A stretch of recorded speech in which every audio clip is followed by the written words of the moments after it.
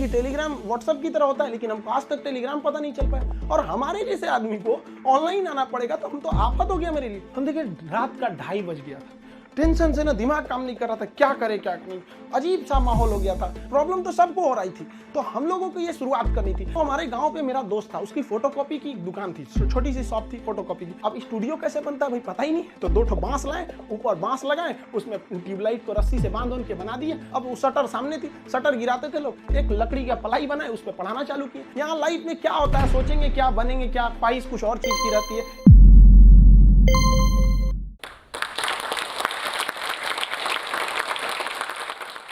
जय हिंद। बेहतर से बेहतर होने का तलाश करें, मिल जाए नदी तो समंदर की तलाश करें।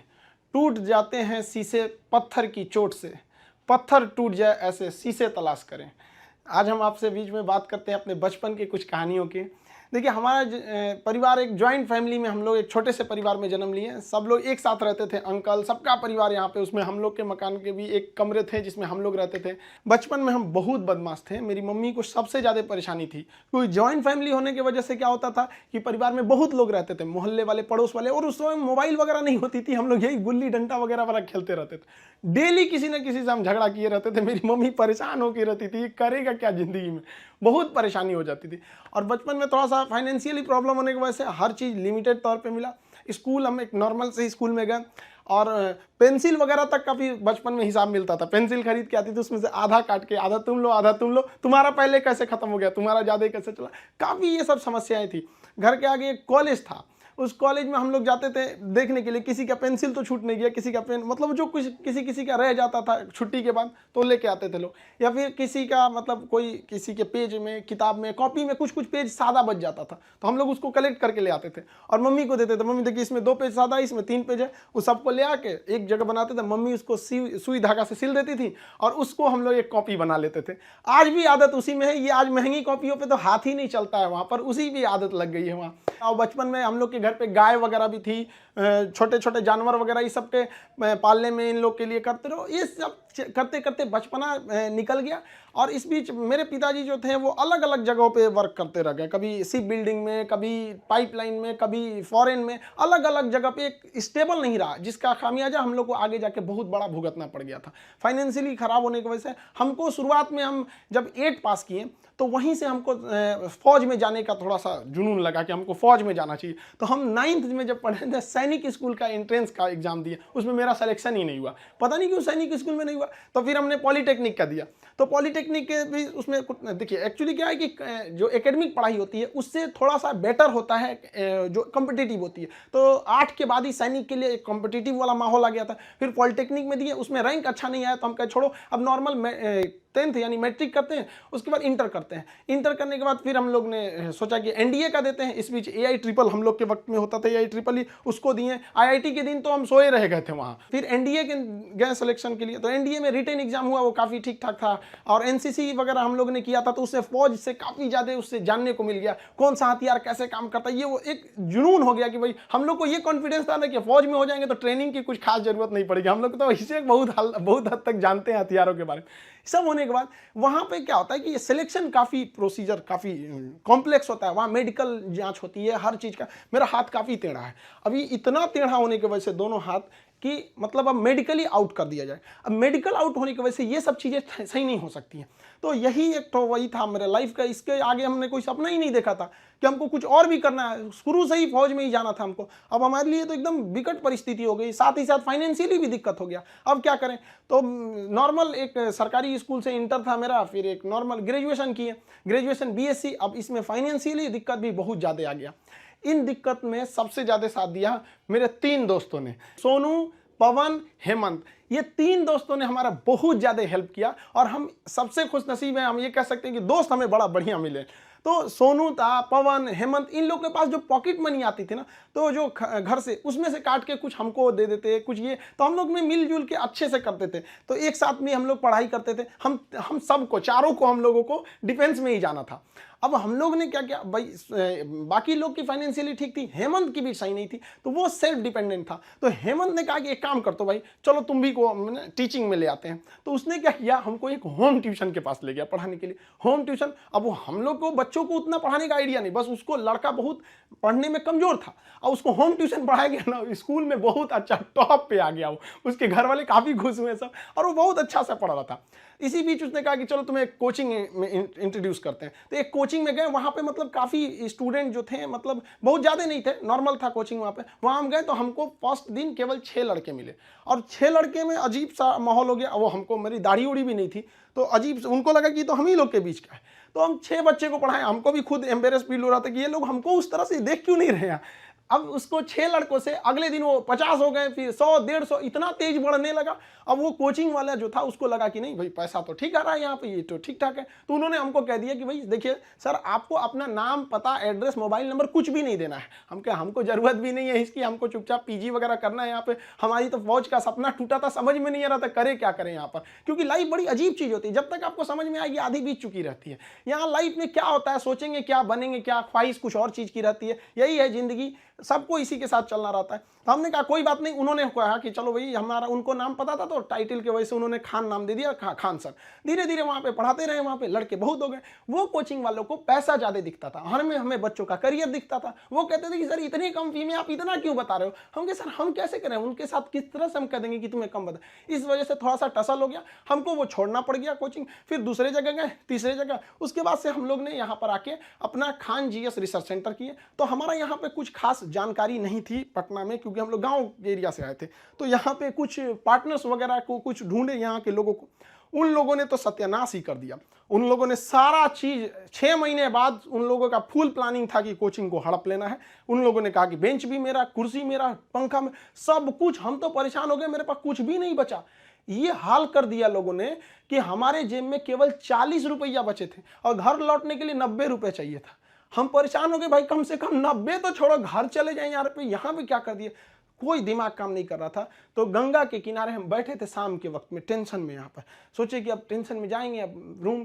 तो यहाँ से जब रूम पे गए, वहाँ पे पता चला वो दरवाजा खटखटाए तो कोई खोल ही नहीं रहा था। बड़ा देर बाद खोले तो मुझे कहाँ थे, हम कहे यहीं पे नदी बैठे थे, टेंशन में थे थोड़ा सा। कहे कितना टाइम हो रहा है, हम कहे यही 7-8 बज रहा होगा। तो उन्होंने कहा कि घड़ी देखो। हम देखे रात का 2:30 बज गया था। टेंशन से ना दिमाग काम नहीं कर रहा था, क्या करे क्या नहीं, अजीब सा माहौल हो गया था। अब हमको समझ में आ गया कि भाई हमारे पास केवल 40 बचा है, यानी ऊपर वाला हमको रोक रहा है यहाँ पर किसी ना किसी वजह से, तो हमें रुकना चाहिए। अब फाइनली हमने भी डिसाइड कर लिया कि अब हमको अपने फिर से एक नई शुरुआत करनी है। इस बीच हमको एक अनुभव मिला कि भाई सब पे आप आंख बंद करके भरोसा नहीं कर सकते। अब टीचर और स्टूडेंट का एक रिलेशन भारत में बहुत बेहतरीन है, ये आदिकाल से देखा जाता है। तो हमने क्या किया ना, अब कोचिंग्स में ना स्टूडेंट्स जो थे, बहुत जो पुराने थे, जिनका मान के चलिए कहीं जॉब हो गया, अभी ज्वाइनिंग लेटर का वेट कर रहे हैं ऐसे, तो उन लोगों को रखे कि भाई देखो हम लोग को फिर से शुरुआत करनी है, क्योंकि ऐसे हम लोग छोड़ नहीं सकते। क्योंकि यहाँ पे क्या हो गया कि कोचिंग एक इंडस्ट्री बन चुका है, लोग इसको इनकम सोच रहे हैं। अब हम लोग आंख में इसलिए खटकते थे, हम लोग के लिए पैसे मायने नहीं रखते थे, लड़कों का पढ़ाई मायने रखता था। तो प्रॉब्लम तो सबको हो रही थी, तो हम लोगों को ये शुरुआत करनी थी। अब शुरुआत किए कैसे तैसे, थोड़ा बहुत पैसे से स्टार्ट किए लोग। अब वहां पे क्या है कि जो गरीब है पैसे मत दो भैया, विकलांग हो मत दो, कभी कोई इस तरह से जोर नहीं दिया गया। इस वजह से ही फाइनेंशियल प्रॉब्लम है। अगर अदरवाइज में आदमी पैसे के पीछे पड़ा रहता तो कोई प्रॉब्लम नहीं था। इस बीच हमारे कोचिंग पे बम चल गया, तब तोड़ बम चल रहा है। हमको अजीब सा लग गया कि भाई हम कोचिंग में कि बॉर्डर पे खड़े हैं, हमारा सपना तो नहीं पूरा हो गया, हम फौज में आ गए हैं। दीजिए देख रहे हैं पूरा अफरा तफरी मचा हुआ है बम से।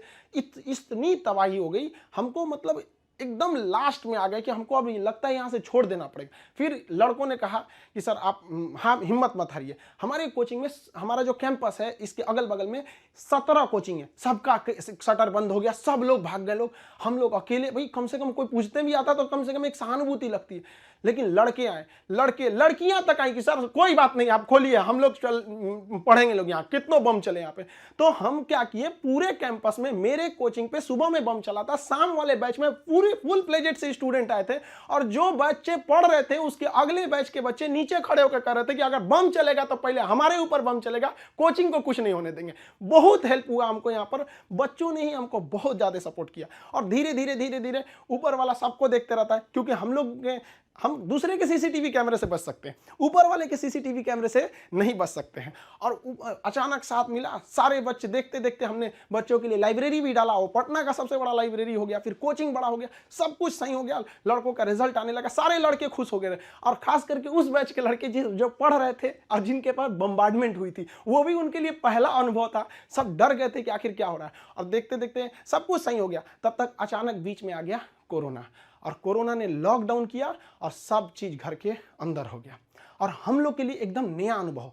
और नॉर्मल जब कोरोना होगा, शुरुआती लॉकडाउन इतना स्ट्रिक्ट था, पता चला कि अब तो आपको ऑनलाइन ही पढ़ाना पड़ेगा। और हमारी जैसे ऑनलाइन आदमी को ऑनलाइन कुछ पता ही नहीं, फेसबुक चलाने नहीं आता हमको, सुनते हैं कि टेलीग्राम व्हाट्सएप की तरह होता है, लेकिन हमको आज तक टेलीग्राम पता नहीं चल पाया। और हमारे जैसे आदमी को ऑनलाइन आना पड़ेगा, तो हम तो आफत हो गया मेरे लिए। तो हमारे गांव पे मेरा दोस्त था, उसकी फोटोकॉपी की दुकान थी, छोटी सी शॉप थी फोटोकॉपी की। अब आप समझ सकते हैं फोटोकॉपी की दुकान पे क्या इंफ्रास्ट्रक्चर, कितनी बड़ी बिल्डिंग तो होगी नहीं, छोटा सा जगह था। अब वो शटर सामने थी, शटर गिराते थे लोग, एक लकड़ी का पलाई बनाए, उस पर पढ़ाना चालू किए। पता चला सामने से पुलिस की गाड़ी जाती थी, तो शटर के अंदर हम लोग पड़े हैं, पसीना हो रहा है, वैसे पुलिस का सायरन आ रहा है, आवाज आ रहा है। लड़के कह रहे सर कैसे वीडियो बना रहे हैं, कहाँ से बना रहे हैं, ना लाइट सही है ना आवाज सही है। हम कहे भाई हमको यही है जो है यहाँ पे। मेरा सारा सेटअप जो पढ़ाने का इंस्ट्रूमेंट होता है, जो पीछे पैनल लगे होते हैं पढ़ाने के लिए, वो सारा पटना में रह गया था, और हमारे गांव में ऐसी व्यवस्था नहीं थी। हम क्या करें। और जो 2020 का लॉकडाउन था, बहुत ही स्ट्रिक्ट लॉकडाउन था, तो उस लॉकडाउन में हमको आना था पटना, कैसे भी आने का कोई साधन नहीं था। तो हम ट्रक के क्लीनर बन के आए थे, खलासी जो होता है, ऐसे गंजी पहन के गमछा बांध लिए थे, चलो चलो चलो, ऐसे क्लीनर बन के आए यहाँ पे, खुद ही लोड किए, सब कुछ किए और लेके जाए। अब स्टूडियो कैसे बनता है भाई पता ही नहीं, तो 2 ठो बांस लाए, ऊपर बांस लगाए, उसमें ट्यूबलाइट को रस्सी से बांध के बना दिए, और वैसे ही पढ़ाना चालू किए लोगों को। अब वहाँ मेरे पास हर साधन आ गया पढ़ाने वाला, अब लोगों को समझ में आने लगा। धीरे धीरे धीरे धीरे लोग पसंद करने लगे यहाँ पे कि हाँ ये बात सही है। अब हमारे एक दिल्ली के हमारे एक मित्र हैं मिश्रा जी, उन्होंने सारा सेटअप किया कि ये कैमरा ठीक रहेगा, ये लाइटिंग ठीक रहेगी, ऐसे ऐसे सही रहेगा। उन्होंने बहुत बेहतर काम कर दिया, मेरे लिए अच्छा हो गया। अब इस बीच अब लड़कों का कोर्स चालू करने के लिए एप्लीकेशन बनाने लगे, तो धीरे धीरे धीरे धीरे लड़के एप्लीकेशन पे देखने लगे, यूट्यूब पे। और हमको तो आज तक समझ में नहीं आया कि यूट्यूब पर एजुकेशन के फील्ड को हम ऐसे देखते हैं कि वो लोग भी कमेंट करते हैं, कहते हैं कि सर हमारा किसी जनरल कंपटीशन, हम किसी कंपटीशन की तैयारी नहीं करते हैं, नहीं हमको कोई एग्जाम से मतलब है, फिर भी हम देखते हैं। हमको इस बात की इतनी खुशी होती है, इसलिए नहीं कि वो लोग हमारा वीडियोस देखते हैं, इसलिए कि जो लोग पढ़ाई छोड़ दिए हैं उनको भी इस बात का अफसोस है कि हमने पढ़ाई क्यों छोड़ा। और ये कंफर्म है कि वो अपने बच्चों को या समाज को आगे पढ़ने के लिए जरूर करेंगे, और इस देश को जो पीछे गया है उसको आगे ले जाने का एकमात्र रास्ता है शिक्षा। क्योंकि शिक्षा जिसके पास रहेगी वो कभी किसी से नहीं डर सकता है, अपने अधिकार के लिए खड़ा रहेगा। तो काफी खुशी होने लगी। लेकिन ऑनलाइन का हमको बहुत ज्यादा आइडिया नहीं लगा, तो धीरे धीरे धीरे धीरे क्या हुआ, संघर्ष आगे बढ़ा। अब होता क्या है कि लाइफ में कभी इंसान कोई लिफ्ट की तरफ बढ़ जाता है तो उसको काफी खुशी होती है, अरे बाप रे बहुत ऊंचाई पे आ गया। लेकिन जो सीढ़ियों की तरफ बढ़ता है ना, ऊपर जाके उसको एक थकान होती है, लेकिन दिल से एक सुकून भी मिलता है कि मेहनत से बढ़े। तो उसके लिए ऊंचाई बहुत मायने नहीं रखती है। तो जो लोग देखिएगा ना उतराने लगते हैं, अहंकार कर देते हैं, उस सब लिफ्ट से बढ़ा है सब वहां पे। तो जीवन में कभी किसी को अहंकार तो करना ही नहीं चाहिए यहाँ पर, और ना ही दूसरे की बुराई करनी चाहिए। दूसरे की बुराई से कोई फायदा नहीं मिलता है, आपस में मिलजुल कर रहना चाहिए। बुझ जाते हैं कभी दिए तेल की कमी से भी, हर बार कसूर हवाओं का नहीं होता है। आखिर में हम आप सबसे यही कहना चाहेंगे कि ये दुख, ये दर्द, ये गम, ये सब तेरे अंदर है। तू खुद के बनाए पिंजड़े से बाहर निकल के देख, तू अपने आप में एक सिकंदर है। इस वीडियो के बारे में अपनी राय नीचे कमेंट सेक्शन में हमें बताएं और अपने दोस्तों के साथ ये वीडियो शेयर करना ना भूलें।